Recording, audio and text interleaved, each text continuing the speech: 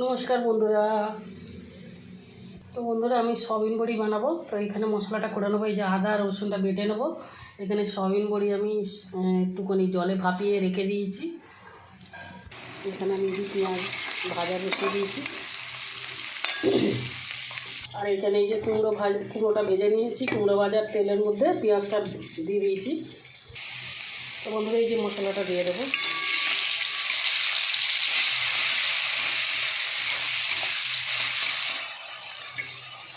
তো বন্ধুরা, আমি এই সয়াবিন বড়িটা দিয়ে দেবো। এই তেলের মধ্যে একটু ভাজা ভাজা করে নেব।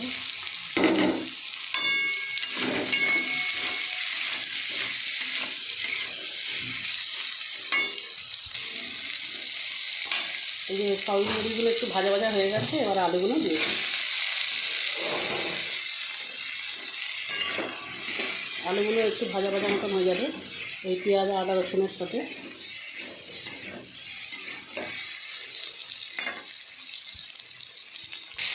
টমেটোটা দিয়ে দেবো। এবার আমি এই যে লঙ্কা হলুদ নুনটা দিয়ে দেবো।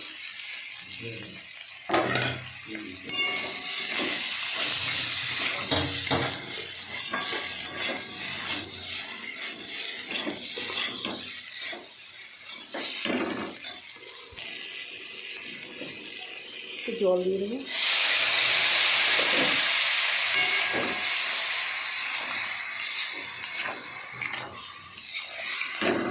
আর এই যে কষানো হয়ে গেছে, এবার আমি জল ঢেলে দেবো।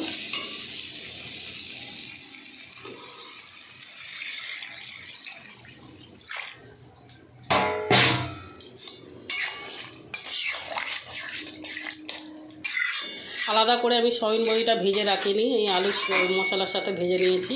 আলুটাও তাই করেছি। আপনারাও এরকম বানিয়ে এরকমভাবে রান্না করবেন।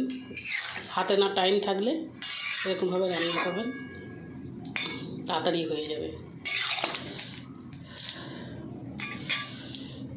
তো বন্ধুরা, আমার এই যে সয়াবিন বড়ি রান্না হয়ে গেছে। একটু ঝোল করেছি। আপনারা এরকম করবেন, খেতে খুব ভালো লাগবে বন্ধুরা। আর বন্ধুরা, এই যে কচি ভাজা ভাজা করছি, মুখি করছি, এগুলো একটু রসুন দিয়েই ভাজা ভাজা করছি। শাক ভাজা করব। তো অনেক বড় হয়ে যাবে ভিডিওটা বন্ধুরা, এই জন্য আমি আর বেশি বড় করব না। তো আমার ভিডিওটা যদি ভালো লাগে বন্ধুরা, আপনারা লাইক শেয়ার কমেন্ট করে দেবেন, সাবস্ক্রাইব করে দেবেন বন্ধুরা। তো নমস্কার বন্ধুরা।